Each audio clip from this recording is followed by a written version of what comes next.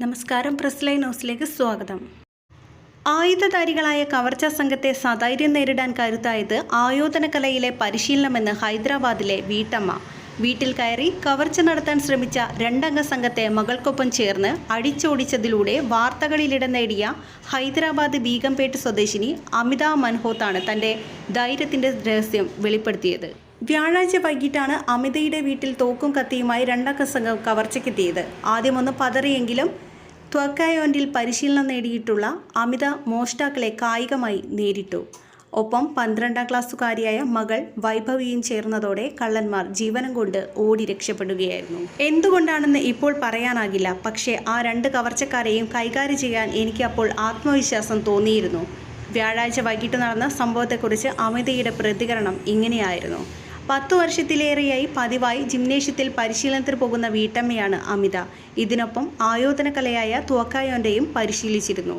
Parcel delivery ചെയ്യാനാണെന്ന് പറഞ്ഞാണ് അപരിചിതരായ 2 പേർ അമിതയുടെ വീട്ടിലെത്തിയത്. സംഭവ സമയത്ത് അമിതയും മകളും വീട്ടുജോലിക്കാരിയും മാത്രമാണ് വീട്ടിലുണ്ടായിരുന്നത്. പാർസൽ നൽകാൻ വന്നവർക്ക് ഗേറ്റ് തുറന്നു നൽകിയതിന് പിന്നാലെ ഇരുവരും വീട്ടിനുള്ളിൽ അതിക്രമിച്ചു കയറി. തുടർന്ന് മാസ്ക് ധരിച്ച അക്രമികളിലൊരാൾ കത്തി പുറത്തെടുക്കുകയും വീട്ടുജോലിക്കാരിയെ കഴുത്തിൽ കത്തിവെച്ച് ബന്ദിയാക്കുകയും ചെയ്തു. ഇതേസമയം രണ്ടാമത്തെയാൾ തോക്ക് പുറത്തെടുത്തു അമിതയെ ആക്രമിച്ചു. ആദ്യമൊന്ന് പകച്ചെങ്കിലും തൊട്ടു പിന്നാലെ അമിത അക്രമിയെ നേരിട്ടു. ആഞ്ഞൊന്ന് ചവിട്ടി നൽകിക്കൊണ്ടായിരുന്നു അമിതയുടെ തിരിച്ചടിയുടെ തുടക്കം. തോക്ക് ചൂണ്ടിയെങ്കിലും ധൈര്യം കൈവിടാതെ അമിത അക്രമിയെ നേരിട്ടു. ബഹളം കേട്ടെത്തിയ അമ്മയുടെ നിലവിളിയാണ് മകൾ കേൾക്കുന്നത്. ഒരു നിമിഷം പോലും ആലോചിച്ച് നിൽക്കാതെ അക്രമിയെ നേരിട്ടു. ഒടുവിൽ നിൽക്കക്കള്ളിയില്ലാതെ ഇയാൾ വീട്ടിൽ നിന്ന് ഇറങ്ങിയോടുകയായിരുന്നു.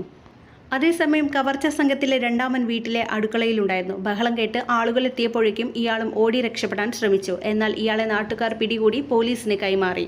വൈകാതെ ആദ്യം രക്ഷപ്പെട്ടയാളും പോലീസിന്റെ പിടിയിലായി.